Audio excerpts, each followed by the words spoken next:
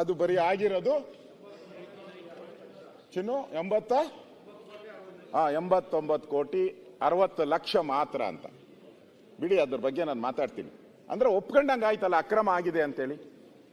ಏನು ಆಗಿಲ್ಲ ಅಂತ ಹೇಳಿದವರು ಈಗ ಅಕ್ರಮ ಆಗಿದೆ ಅಂತ ಮುಖ್ಯಮಂತ್ರಿಗಳೇ ದೃಢೀಕರಣ ಮಾಡಿದ್ರು. ಅಪರಾಧಿಗಳು ಯಾರಾಗ್ಲಿ ಆಮೇಲೆ ಚರ್ಚೆ ಮಾಡೋಣ. ಈಗ 3 ತನಿಖಾ ತಂಡ ನಡೀತಾ ಇದೆ. ಪರಮೇಶ್ವರ್ ಒಂದು ತನಿಖಾ ತಂಡ, CBI ಒಂದು ತನಿಖಾ ತಂಡ, ED ಒಂದು ತನಿಖಾ ತಂಡ, ಎಲ್ಲರದು ಒಂದು ನಡೀತಾ ಇದೆ. ನಡೀಲಿ. ಆದರೆ ಒಪ್ಕೊಂಡ್ರಲ್ಲ. ನನ್ನ ಪ್ರಶ್ನೆ ಇದು ಯಾಕೆ ಅಂತ ಹೇಳಿದ್ರೆ, ಕಳ್ತನ ಆಗ್ತದೆ ಪರಮೇಶ್ವರ್ ಅವರೇ, ನಿಮ್ಗೆ ಹೇಳ್ಬೇಕು, ಬೇರೆಯವ್ರಿಗೆ ಅರ್ಥ ಆಗಲ್ಲ ಅನ್ಸ್ತದೆ. ನೀವು ಹೋಮ್ ಮಿನಿಸ್ಟ್ರು. ಯಾರ್ದೋ ಮನೆಯನ್ನ ಕಳ್ತನ ಮಾಡ್ತಾನೆ, ಅಲ್ಲಿಂದ ಒಂದು 50 ಕೋಟಿ ದುಡ್ಡನ್ನ ಕಳ್ತನ ಮಾಡಿ ತಗೊಂಡೋಗ್ತಾರೆ. ಒಂದು 4 ಜನ, ಇದರಲ್ಲೂ 5 ಜನ ಇದ್ದಾರೆ. ನಿಮ್ಮ 5 ಜನ ತಗೊಂಡೋಗಿ ಒಂದು ಮನೇಲಿ ಇಟ್ಕೊಂತಾರೆ ಅಂತ ಇಟ್ಕೊಳ್ಳಿ. ಕಳ್ತನ ಆಗೋಗಿದೆ. ಮನೆಯಲ್ಲಿ ಇಟ್ಕೊಂಡಾಗ ಪೊಲೀಸರು ಹೋಗಿ ಸೀಸ್ ಮಾಡ್ತಾರೆ ಹಣನ. ಅಷ್ಟೊತ್ತಿಗೆ ಸ್ವಲ್ಪ ಆಚೆ ಹೊರಟಿರುತ್ತೆ. ಬಿಡಿ, ನಿಮ್ಮ ಪೊಲೀಸರು FIR ಹೆಂಗಾಗ್ತಾರೆ? ಏನಾಗ್ತಾರೆ? 50 ಕೋಟಿ ಅಂತ FIR ಆಗ್ತಾರೆ. 50 ಕೋಟಿ ಅಂತ FIR ಆಗ್ತಾರೆ. ಅಲ್ಲಿದ್ದಿದ್ದ ದುಡ್ಡು ಅಲ್ಲಿ 20 ಕೋಟಿ ಉಳಿದಿರ್ಲಿ. ಎಷ್ಟು ಆಚೆ ಹೋಗಿರೋದಲ್ಲ, ಎಷ್ಟು ಕಳ್ತನ ಆಯ್ತು ಅದರ ಮೇಲೆ FIR ಹಾಕೋದು. ನಾನು ಈ ಕಳ್ತನ ಪದ ಯಾಕೆ ಉಪಯೋಗ ಮಾಡ್ತಾ ಇದ್ದೀನಿ ಅಂದ್ರೆ, ನಿಮ್ಮ Vasanth Nagar bank original bank, union bank ಎರಡೂ ಅದೇ. MG ರೋಡ್ ಅದು ಡೂಪ್ಲಿಕೇಟ್. ಸರ್ಕಾರದ ಆದೇಶ ಇದೆ, 2 ಖಾತೆ ಮಾಡಬಾರ್ದು ಅಂತ. ನಾನು ನೆನ್ನೆ ತಮಗೂ ಕಳಿಸಿದ್ದೀನಿ, ಸರ್ಕ್ಯುಲರ್ ಕೊಟ್ಟಿದ್ದೀನಿ. ನಾನು ಮಾಡಬಾರ್ದು, ಸರ್ಕಾರದ ಆದೇಶ ಅಂದ್ರೆ ವೈಲೇಷನ್ ಅಲ್ಲ. ವೈಲೇಷನ್ ಆಗಿ ತಪ್ಪು ಮಾಡಿದ್ಮೇಲೆ ಅದು ಅಕ್ರಮ ಖಾತೆ. ಅದು MG ರೋಡ್ ಅಲ್ಲಿ ಇರೋದು.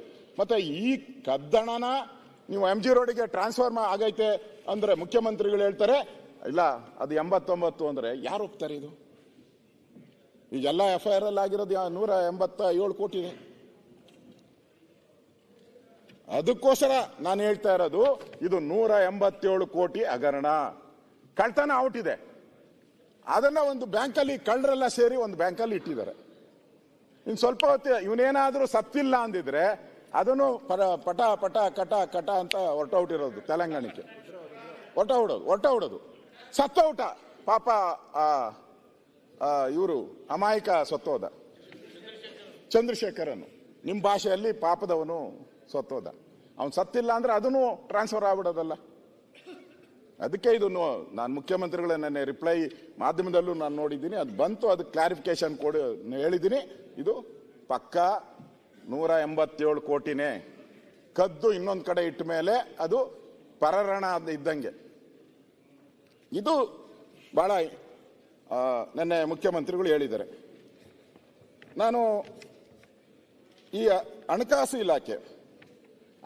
ಇಲಾಖೆಯವರು ನಮ್ಗೆ ಗೊತ್ತಿಲ್ಲ, ನಮ್ಗೆ ಸಂಬಂಧನೇ ಇಲ್ಲ, ನಾವು ಕೊಟ್ಟ ಮೇಲೆ ಅವ್ರ ಪಾಡು ಅವ್ರದ್ದು, ನಮ್ಮ ಪಾಡು ನಮ್ಮದು ಅಂತ ಹೇಳಿದ್ರೆ ಅದು ತಪ್ಪಾಗ್ತೈತೆ. ನಿಮ್ಗೆ ಗೊತ್ತಿದ್ರೂ ನಿಮ್ದೇ ತಪ್ಪು, ನಿಮ್ಗೆ ಗೊತ್ತಿಲ್ಲ ಅಂದ್ರೂ ನಿಮ್ದೇ ತಪ್ಪು. ಯಾಕಂದ್ರೆ ನೀವು ಯಜಮಾನರದ್ದು. ಅದರಿಂದ ಯಾವುದೇ ಕಾರಣಕ್ಕೂ ಇದನ್ನ ತಪ್ಪಿಸ್ಕೊಳಕ್ಕಾಗಲ್ಲ ಅಂತ ನಾನು ಹೇಳ್ತೀನಿ ಅಧ್ಯಕ್ಷರೇ. ಇಲ್ಲಿ ಈಗ SIT ಅವರು ತನಿಖೆ ಮಾಡ್ತಾ ಇದ್ದಾರೆ. ಯಾಕೆ ಪರಮೇಶ್ವರ್ ಅವರು ಹೊರಟ್ರು?